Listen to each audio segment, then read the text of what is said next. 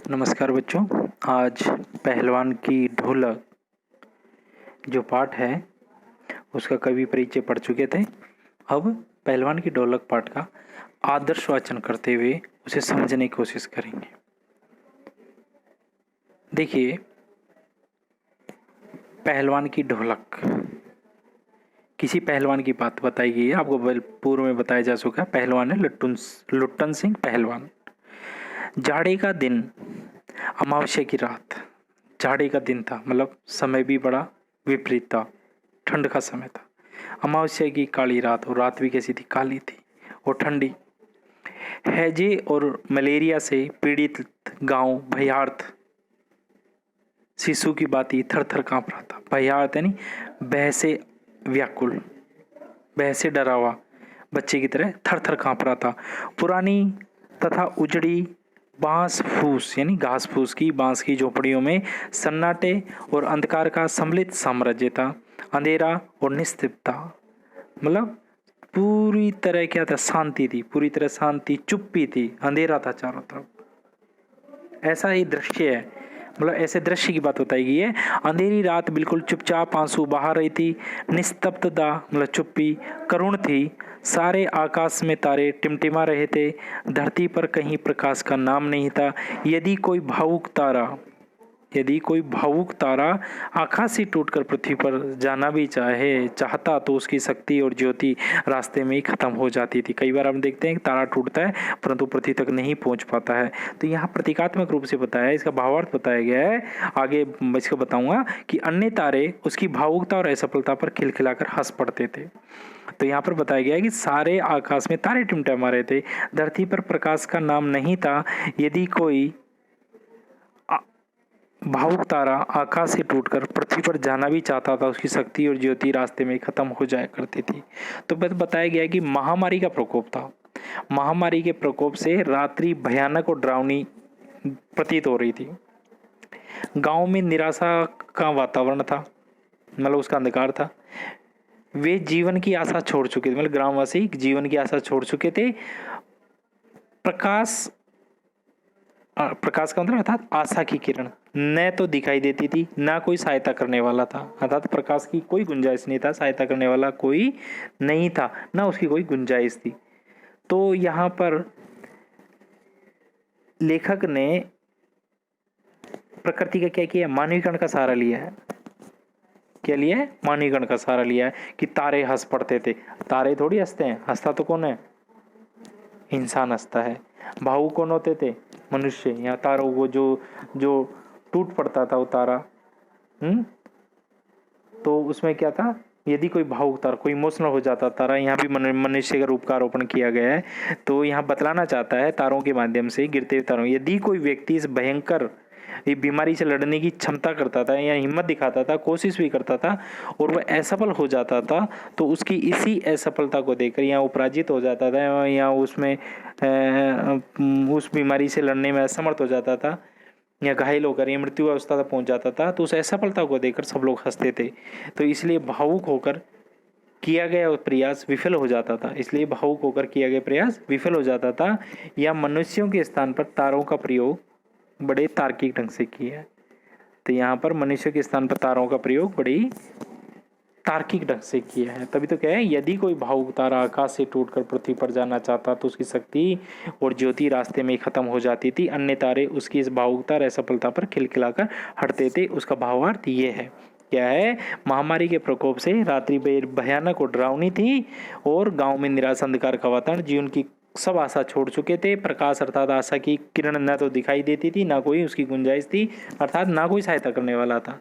तो लेखक ने यहाँ पर प्रकृति का मानवीकरण किया है और बतलाने कैसे कहता है, यदि कोई व्यक्ति इस भयंकर बीमारी से लड़ने की कोशिश भी करता परंतु असफल हो जाता था, उसकी इसी असफलता को देखकर बाकी लोग हंसते थे। इसलिए भावुक होकर किया गया प्रयास विफल हो जाता था। या मनुष्य के स्थान पर तारों का प्रयोग बड़े तार्किक रूप से किया गया है।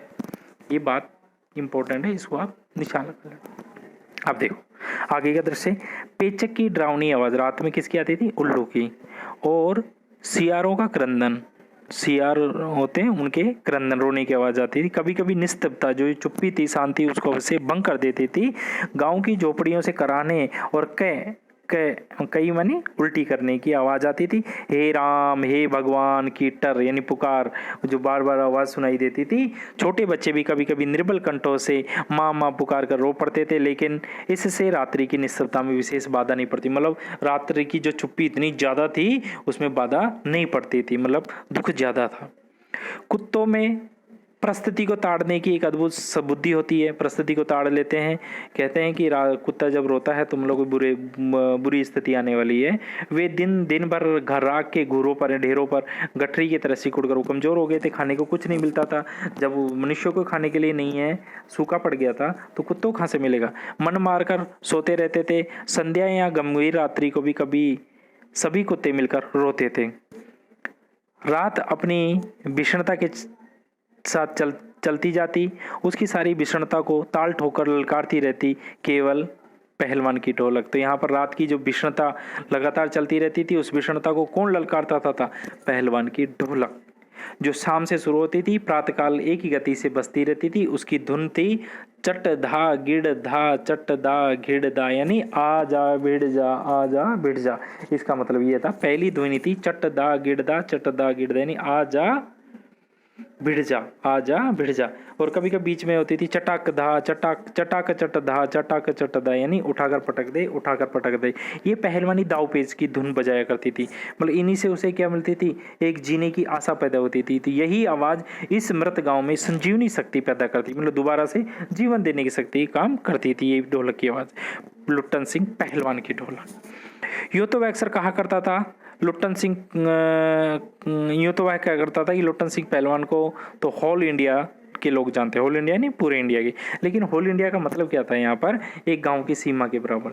लेकिन इस होल इंडिया की सीमा शायद एक जिले की सीमा के बराबर ही हो, एक जिले की सीमा के बराबर ही हो, और जो जहाँ का मालिक राजा था उसके नाम से जिले भर के लोग अवश्य परिचित थे। लुट्टन के माता पिता उसे मात्र, अब लुट्टन के बारे में बताया गया, लुट्टन के माता पिता उसे 9 वर्ष की आयु में अनाथ बनाकर दुनिया से चल बसे थे। मतलब मर गए थे 9 वर्ष की आयु में। सौभाग्यवश उसका विवाह हो गया था, वरना वह भी माता पिता के साथ ही मर जाता। विधवा सास ने उसे पाल पोस कर बड़ा किया।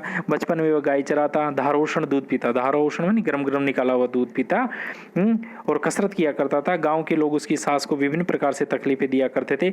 लुट्टन के सिर पर कसरत की धुन उन लोगों से बदला लेने के लिए सवार थी कि वो मेरी सास को जो तकलीफ है मैं उनसे बदला लूंगा।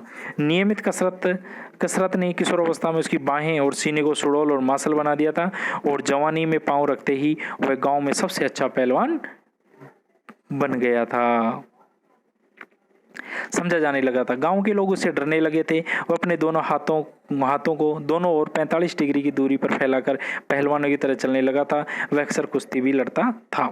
एक बार वह दंगल देखने श्यामनगर के मेले में गया। अब यहाँ पे बात बताएगी है कि उसकी मतलब एक निम्न स्तर से सीधा राज दरबार तक कैसे पहुंचता है, गरीबी हालत से कैसे मतलब एक अच्छी स्थिति में पहुंचता है। एक बार वह दंगल देखने श्यामनगर के मेले में गया और पहलवानों की दाव पेच और कुश्ती देखकर उसे रहा नहीं गया। ढोल की ललकारती आवाज और जवानी की मस्ती ने उसकी नसों में बिजली पैदा कर दी थी, क्योंकि वो जवान हो गया था, युवा हो गया था, एक बिजली से पैदा कर दी। उसने बिना सोचे ही दंगल में शेर के बच्चे को चुनौती दी। शेर का बच्चा एक पंजाबी पहलवान था जिसका नाम था चांद सिंह। तो शेर के बच्चे का असली नाम था चांद सिंह और उसके गुरु का नाम था बादल सिंह। वह पंजाब से अपने गुरु बादल सिंह के साथ पहल श्यामनगर के मेले में आया था। सुंदर था, जवान था, अंग प्रत्यंग से सुंदरता टपक पड़ती थी। 3 दिनों में ही पंजाबी और पठान पहलवानों के गिरोह के अपने जोड़ी उम्र के सभी पट्टों को हराकर उसने शेर के बच्चे का टाइटल प्राप्त कर लिया था। और 3 दिन की पहलवानी में, कुश्ती में उसने उसकी जोड़ी के या उसकी उम्र के सभी पहलवानों को परास्त करके शेर के बच्चे की टाइटल प्राप्त कर ली, यानी उपाधि प्राप्त कर ली थी। इसलिए वह कुश्ती के मैदान में लंगोट बांधकर एक अजीब किलकारी लगाकर थोड़ी दुल्की यानी कलाबाजी लगाया करता था। देसी नौजवान पहलवानों से लड़ने की कल्पना से भी घबराते थे। वहाँ के जो गांव के जो पहलवान थे वो उसे लड़ने से भी घबराते थे, कल्पना भी नहीं करते थे उसे लड़ने की। तो अपनी अपनी टाइटल को सत्य साबित करने के लिए कि शेर का बच्चा था तो शेर की तरह दहाड़ेगा, तो चांद सिंह बीच बीच में दहाड़ता फिरता था। श्यामनगर के दंगल तथा शिकार प्रिय, श्यामनगर के दंगल और शिकार प्रिय वृद्ध राजा साहब ने, मतलब राजा को क्या प्रिय था? कुश्ती और शिकार। अपने दरबार में रखने की बातें कर ही रहे थे उससे, किसको? शेर के बच्चे को, चांद सिंह को। तो लुट्टन शेर के बच्चे को चुनौती दे डाली और सम्मान प्राप्त चांद सिंह पहले तो किंचित यानी थोड़ा उसकी स्पर्धा पर हंसा, फिर बाज की तरह उस पर टूट पड़ा। शांत दर्शकों की भीड़ हलचल मच गई। पागल है, मरा ये मरा। लेकिन वाह रे बहादुर, लुट्टन बड़ी सफाई से आक्रमण को संभाल कर उठ खड़ा हुआ और अपना पैंतरा दिखाने लगा। राजा साहब ने कुश्ती को बंद करवाकर लुट्टन को अपने पास बुलाया, समझाया। अंततः वे उसकी हिम्मत की प्रशंसा करते हुए 10 रुपए का नोट देकर बोले, जाओ मेला देकर घर चले जाओ। नहीं सरकार, हम लड़ेंगे, हुक्म हो सरकार। हाँ तुम तो पागल हो, जाओ। मैनेजर साहब ने से लेकर सिपाही तक ने सभी ने उस लुट्टन पहलवान को धमकाया। कहा, क्या कहा? देह में गोश्त नहीं यानी मांस नहीं है, लड़ने चला है शेर के बच्चे से। सरकार इतना समझा रहे हैं फिर भी, दुहाई सरकार, दुहाई नहीं माफ कीजिए सरकार, पत्थर पर माथा पटक कर मर जाऊंगा, मिले हुक्म। हे महाराज मुझे हुक्म मिले। वह हाथ जोड़कर गिड़गिड़ाया। भीड़ अधीर हो रही थी, भीड़ नहीं वो जो दर्शक थे बेचैन हो रहे थे। सारे बाजे बंद हो गए। पंजाबी पहलवानों की जमायत गुस्से में पागल होकर लुट्टन ऊपर गालियां बरसा रही थी। दर्शकों की मंडली काफी उत्तेजित हो रही थी। कोई कोई लुट्टन पहलवान के पक्ष में चिल्ला उठता, उसे लड़ने दिया जाए। अकेला चांद सिंह मैदान में खड़ा होकर व्यर्थ मुस्कुराने की चेष्टा कर रहा था। पहली पकड़ में ही उसने अपने प्रतिद्वंदी की ताकत का अंदाजा लगा लिया था। पहली पकड़ जब बाज की तरह जुमा था तभी उसका अंदाजा लगा लिया था। राजा साहब ने विवश होकर आज्ञा दे दी, लड़ने दो। बाजे जोर जोर से बजने लगे। दर्शकों में फिर से उत्तेजना फैल गई, कोलाहल बढ़ गया। मेले के सभी दुकानदार दुकान बंद करके देखने की कि चांद सिंह की जोड़ी था चांद की कुश्ती हो रही है। तो वहां आवाज बज रही थी कि चटदा कुश्ती हो रही थी। उसके वहां से क्या हो रही थी? कुश्ती हो रही थी। आगे देखते हैं।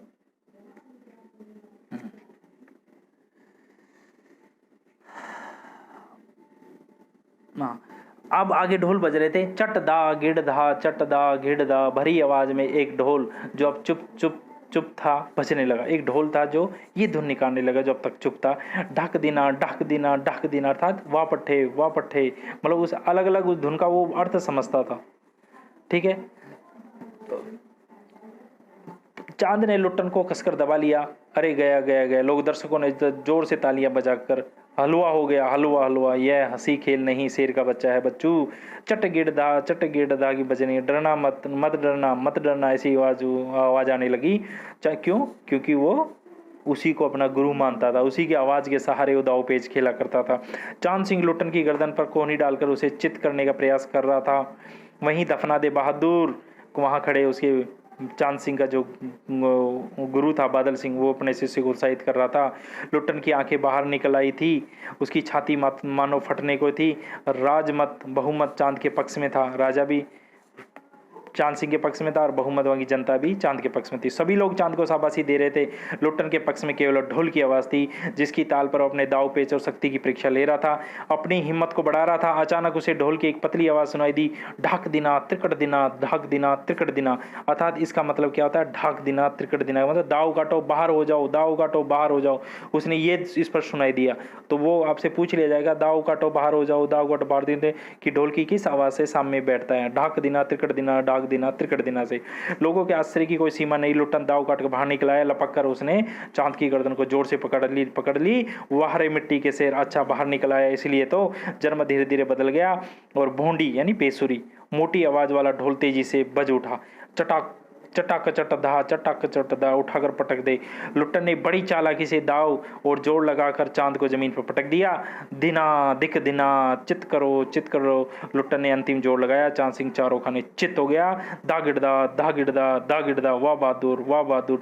जनता यह तय नहीं कर सकी कि किसकी जय की जाए। फलतः अपनी अपनी इच्छा अनुसार किसी ने महावीर जी की जय की, किसी ने दुर्गा माता की जय की, किसी ने राजा श्यामनंद की जय की।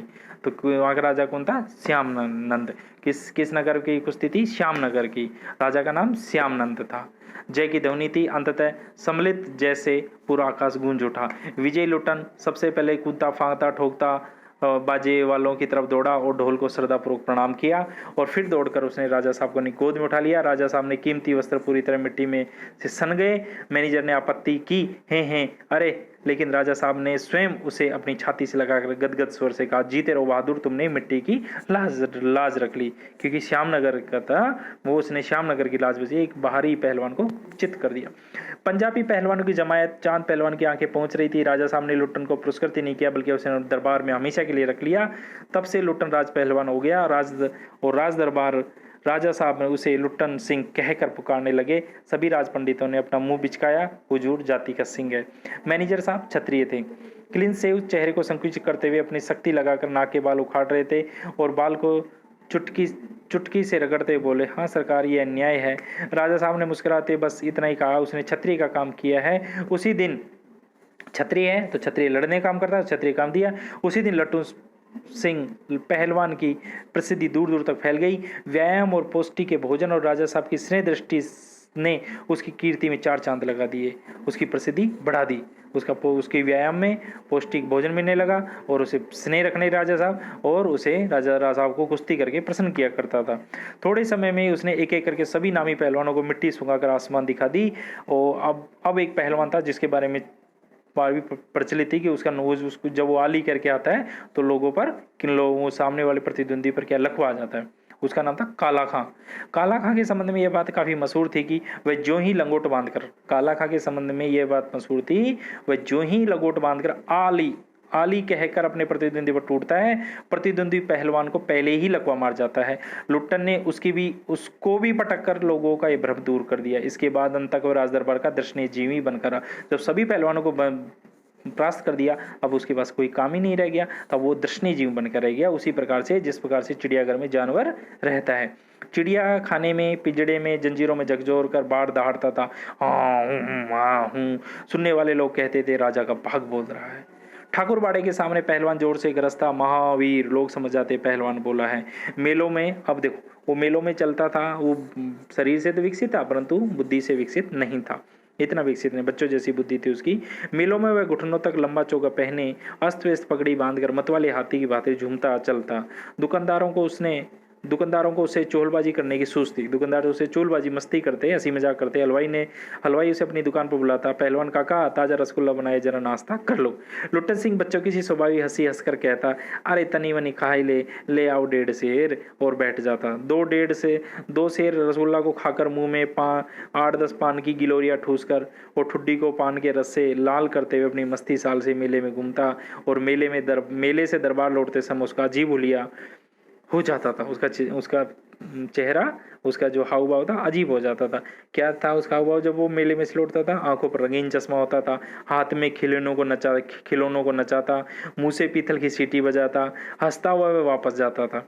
बल, अब यह कहने मतलब यह है कि बल और शरीर बुद्धि के साथ, बुद्धि का देखो, शरीर बल तथा शरीर की वृद्धि के साथ, बल का वृद्धि हुई, शरीर की वृद्धि के साथ बुद्धि का परिणाम घटकर उसमें बच्चों की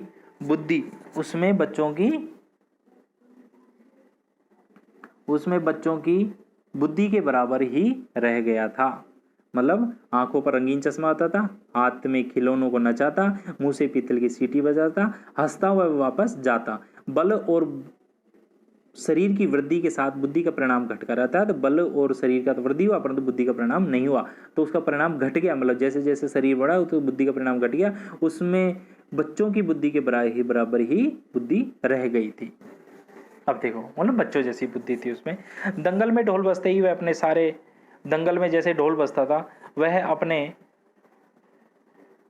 इस भारी भरकम शरीर का प्रदर्शन शुरू कर देता था। उसे पूरे मेले में उसकी जोड़ी तो मिलती ही नहीं थी। अगर कोई उसे लड़ना भी चाहता था तो राजा साहब लुट्टन को लड़ने की आज्ञा ही नहीं देते थे, इसलिए वह निराश हो जाता था और लंगोट लगाकर देह में मिट्टी मल और उछलकर अपने को भैंसा या सांड साबित करता रहता था। बूढ़े साहब ये सब देखकर बड़े मुस्कुराते रहते थे। अब आपसे पूछ लिया जाए कि मेले में वो जब ढोल बजता था तो देह में मिट्टी मल उछलकर अपने आप को भैंसा सांड साबित करता साबित करता रहता था। ऐसा क्यों करता था? क्योंकि जब भारी भरकम शरीर प्रदर्शन जब ढोल बजते थे उसकी कोई जोड़ी नहीं मिलती, कोई मिलता भी था तो राजा साहब लड़ने से मना कर दिया करते थे। तो वो उससे निराश होकर के और लंगोट बांध करके मिट्टी शरीर पर मल लिया करता था, अपने को भैंसा सांड साबित करता रहता था। बूढ़े साबित देकर हंसते रहते थे। और यूं ही इसी तरह उसके 15 साल गुजर गए। पहलवान अजय रहा, 15 साल तक वो कोई हरा नहीं सका उसे। वह दंगल में अपने दोनों बेटों को साथ लेकर उतरता था। पहलवान की सास पहले ही मर चुकी थी। पहलवान की पत्नी भी 2 बच्चों को पैदा करके चल बसी। दोनों बेटे पिता की तरह काफी गठीले तगड़े थे। दंगल में दोनों बेटों को देखकर लोगों के मुंह से अक्सर यह निकलता, वाह, बाप से भी बढ़कर निकलेंगे दोनों बेटे। मतलब बेटे भी तो अच्छे तगड़े थे, मजबूत थे, उस लुटन सिंह की तरह। दोनों लड़के पहले ही राज दरबार के भावी पहलवान घोषित हो चुके थे। अतः दरबार से ही दोनों का भरण पोषण हो रहा था। हर रोज प्रातःकाल पहलवान स्वयं ढोलक बजाकर दोनों लड़कों को कसरत करवाता और दोपहर में लेटे लेटे दोनों को सांसारिक ज्ञान भी देता था। मतलब प्रातःकाल कसरत करवाता था और दोपहर में लेटे लेटे उन्हें सांसारिक ज्ञान भी देता था। समझे? ढोलक की आवाज पर पूरा ध्यान देना। क्या कहते हैं? ढोलक की आवाज। मेरा गुरु कोई पहलवान नहीं बल्कि ढोल है, समझे? वो कहता था बार बार कि मेरा गुरु ये ढोल है। ढोल की आवाज के प्रताप से ही मैं पहलवान बना और दंगल में उतरने से पहले ढोलों को प्रणाम करना, समझे? बार बार वो समझे बोलता था। ऐसी बहुत सी बातें मैं उन्हें बताता। मालिक को कैसे खुश रखा जाता है, कब कैसा व्यवहार किया करना चाहिए आदि शिक्षा उन्हें प्रतिदिन दिया करता था। परंतु एक दिन उसकी शिक्षा दीक्षा सबके एक राय पर पानी फिर गया। वरद राजा स्वर्ग सिधार गया, मर गया। नया राजकुमार ने विलायत से आते ही राज्य पर अपना अधिकार कर लिया। राजा साहब के समय शिथिलता आ गई थी, परंतु राजकुमार के आते ही दूर हो गई। बहुत से परिवर्तन भी हुए। उन्हीं परिवर्तनों की चपेटाघात में पड़ा पहलवान भी। उन्हीं की चपेटाघात में पड़ा पहलवान, जो परिवर्तन किए गए। दंगल का स्थान घोड़ों की रेस ने ले लिया था, क्योंकि विलायत आया था तो उन्हें घोड़ों की रेस ज्यादा पसंद थी। पहलवान और दोनों भावी पहलवानों का, मतलब एक तो लोटन सिंह पहलवान और भावी दोनों पहलवान, उसके दोनों बच्चे के दैनिक भोजन वे सुनते ही राजकुमार बोला, टेरिबल, मतलब भयानक। नए मैनेजर साहब ने कहा हॉरिबल। उसने कहा बड़ा हॉरिबल, ये तो बड़ी भयंकर बात है। उनका खर्चा देख करके पहलवान को स्पष्ट जवाब मिल गया कि राज दरबार में अब उसकी कोई आवश्यकता नहीं है। उसको गिड़गिड़ाने का मौका भी नहीं दिया गया। तो पहलवान को स्पष्ट मौका मिल गया था कि अब उनकी कोई आवश्यकता नहीं है, तो गिड़गिड़ाने का मौका भी नहीं दिया गया। उसी दिन वह ढोलक को कंधे पर लटकाकर अपने दोनों बेटों के साथ अपने गाँव में वापस लौट आया। वहीं रहने लगा। गाँव वालों ने गाँव के एक छोर पर एक किनारे पर झोंपड़ी बना दी। वहाँ रहकर वह गाँव के नौजवान और चरवाहों, जो गाय चराते थे, गाँव के जो बच्चे थे, उनको कुश्ती सिखाने लगा। उनके खाने पीने का खर्चा गांव वालों की ओर से बंधा। सुबह शाम वह स्वयं ढोल बजाकर अपने पुत्रों और शिष्यों को दाव पेच वगैरह सिखाया करता था। गांव के किसान और खेती हर मजदूर के बच्चे भला क्या खाकर कुश्ती खेलते? गांव के तो किसान बेचारे कहाँ उनको इतनी पौष्टिक चीजें मिलती हैं। किसान थे, थोड़ा बहुत जो मिलता था वही खाते थे। खेती हर मजदूर जो खेती करके मजदूरी करते उनको बोले क्या सीखते? धीरे धीरे पहलवान का स्कूल खाली पड़ने लगा। अंत में क्योंकि मेहनत करना जरूरी था, बिना मेहनत कुछ मिलता नहीं था, और वो क्या खाकर पहलवानी करते। तो अंत में दोनों बेटों को ही ढोल, स्कूल खाली होने लगा तो स्कूल दोनों बेटों को ही कुछ ढोल बजाकर लड़ाता और लड़ाता रहा, सिखाता रहा। दोनों लड़के सारे दिन मजदूरी करके जो कुछ भी लाते उसी में अपना वो गुजारा कर लिया करते थे। अकस्मात गांव पर वज्रपात हुआ। अकस्मात गांव पर क्या हुआ? संकट आया। पहले क्या क्या संकट आया? पहले तो अनावृष्टि, सूखा पड़ा हुआ तो क्या होगा? फसल नहीं होगी तो अन्न नहीं होगा, तो अन्न नहीं हुआ। इसके बाद मलेरिया हैजे ने गांव को भूनना शुरू कर दिया, मतलब गांव को खाली करना शुरू कर दिया। मतलब गांव को वो इतनी फैल गया कि लोग मरने लग गए। गांव प्राय सूना सा हो चला था। गांव के घर खाली पड़ने लगे थे। हर रोज 2-3 लाशें उठने लगी थी। गांव के लोगों में खलबली मची थी।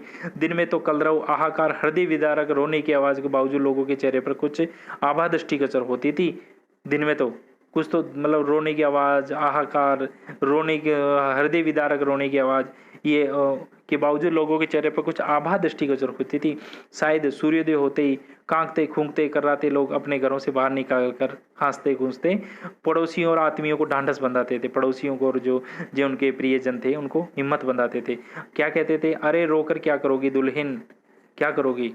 औरतों कहते थे जो जाना था सो चला गया, तुम्हारा नहीं है, जो है उसका तो ध्यान रखो, इसलिए तुम रो मत, हिम्मत रखो, जो है उसका ध्यान रखो। और भैया घर में मुर्दा रखकर कब तक रोते रहोगे, कफन कफन की क्या जरूरत है, दे आओ नदी में, क्योंकि लोगों के पास कफन के भी पैसे नहीं थे, तो कह के उठाकर नदी में फेंक आओ, पर प्रवाहित कर दो नदी में। परंतु सूर्यास्त होते ही सभी लोग अपनी अपनी झोपड़ी में घुस जाते थे, तो कोई चू तक नहीं करता था, उनकी बोलने की शक्ति भी जाती रही। पास में ही दम तोड़ते हुए पुत्र को आखिरी बार बेटा कहकर पुकारने की हिम्मत भी माँ में नहीं थी। रात्रि की विभीषिका को लेकर, उसकी भयानकता को लेकर, भयंकरता को लेकर, उसकी घनघोरता को, संकट घनघोरता को लेकर, मतलब रात्रि विभीषिका नहीं, संकट की घनघोरता को देखकर हैं, और रात्रि की विभीषिका को, मतलब रात्रि विभीषिका थी यहाँ पर, वो जो जो संकट का समय आया है उसकी सघनता को देखकर पहलवान की ढोलकी ललकार कर चुनौती देती रही। तो उसी रात की विभीषिका कौन चुनौती देती थी? पहलवान की ढोलक। पहलवान शाम से लेकर सुबह तक चाहे जिस ख्याल में ढोलक बजाता हो, लेकिन गांव के अर्धमृत औषधि उपचार पथ्यविहीन प्राणियों में, तो औषधि उपचार पथ्यविहीन, औषधि दवाई से उपचार, और पथ्यविहीन यानी पथ्य यानी भोजन रहित प्राणियों में तो वह संजीवनी की भांति काम करता था। गांव के अर्धनग्न औषधि उपचार पथ्यविहीन, जो औषधि से, इलाज से, भोजन से जो विहीन प्राणियों में भी वो क्या करती थी? संजीवनी की भांति काम करती थी। मतलब जो गांव के लोग जो अर्धमरत थे, जिन्होंने दवाई नहीं मिलती थी, उपचार नहीं मिलता था, भोजन नहीं मिलता था, उन प्राणियों में संजीवनी शक्ति की तरह वो संचार करती थी। बूढ़े बच्चे जवानों की शक्तिहीन आंखों के सामने दंगल का दृश्य नाचने लगता था। ढोल बजती थी, दंगल का दृश्य नाचता था, उसे सामना करो। स्पंदन शक्ति शून्य स्नायुओं में भी, स्पंदन शक्ति माने जो उसकी नसों में भी बिजली दौड़ जाती थी। अवश्य ही ढोलक की आवाज में न तो बुखार खत्म करने का कोई गुण था, न ही महामारी को सर्वनाश करने की शक्ति थी। कहते हैं कि स्पंदन शक्ति सुनने जो सुस्त पड़ जाते हैं उनमें भी क्या हो जाती है? बिजली सी दौड़ जाती थी। कहते हैं कि ढोलक की आवाज में कोई बुखार कम करने की शक्ति नहीं थी, ना महामारी को सर्वनाश करने की शक्ति थी उसमें तो। लेकिन इसमें कोई संदेह नहीं कि मरते हुए प्राणियों की आंख मूंदते समय कोई परेशानी नहीं होती थी, क्योंकि जो व्यक्ति मरता था, जो चिल्ला, उसको आंख मूंदते समय कोई परेशानी नहीं होती थी, अर्थात वे मृत्यु से नहीं डरते थे, मरते समय वो नहीं डरते थे। इसलिए वो ढोलक की आवाज उनके लोगों में एक क्या आती है? एक शक्ति सी दौड़ जाती थी। ठीक है, तो मतलब कहते हैं कि वो कोई इलाज नहीं करती थी, ना बुखार को कम करती थी, ना महामारी को खत्म करती थी। उसमें बस ये है कि मरते समय उनको दुख नहीं पहुंचता था और उनको कोई परेशानी नहीं होती थी। जिस दिन पहलवान के दोनों पुत्र क्रूर काल की चपेटा खाते पड़े, मतलब दोनों पुत्र मर गए, ऐसे वेदना से छटपटाते हुए दोनों बेटों ने कहा, बाबा उठा पटक दो, उठा पटक वाला ताल बजाओ। जब वो ऐसे ही वेदना पड़ गई कि मरने वाले हैं क्रूर काल में, तो उन्होंने बेटों को कहा कि ये ताल बजाओ बेटा, उठा पटक दो वाला ताल बजाओ। तो चटाक चट दा पूरी रात ढोलक पीटता रहा पहलवान। बीच बीच में पहलवानों की भाषा में उत्साहित भी करता रहा, मारो बहादुर। प्रातःकाल उसने देखा कि दोनों बेटा जमीन पर निस्पंद पड़े हैं, बिना हिले पड़े हैं, और दोनों पेट के बल पड़े हुए हैं। पेट के बल पड़े मानी विजयी।